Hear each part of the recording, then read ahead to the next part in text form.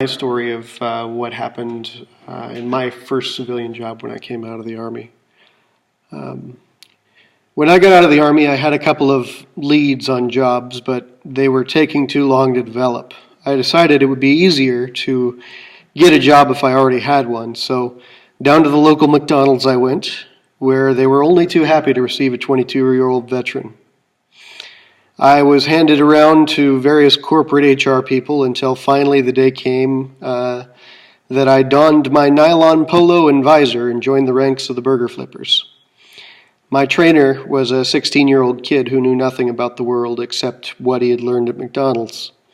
He was very precise and not very patient with me, and soon he got frustrated. He tried me on the till, but I don't know the menu, so that didn't work. He tried me on the window, but I was too slow. He tried me on the fryers, but decided I wasn't fast enough.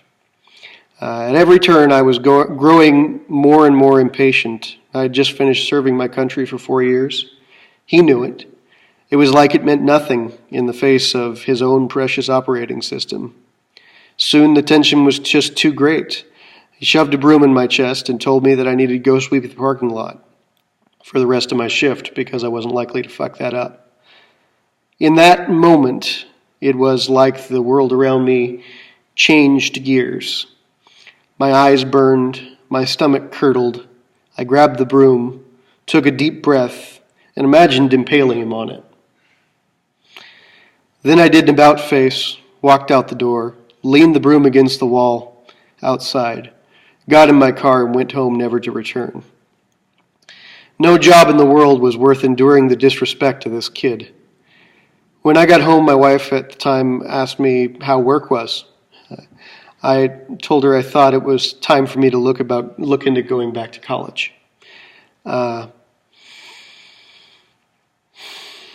Even though I didn't right away go back to college, almost every job I took on after was filled with the trivialities of civilian life.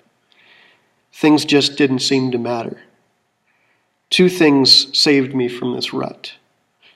Realizing that everyone falls on a spectrum of emotions from their worst day to their best, and that 100% and 0% feels the same for everyone.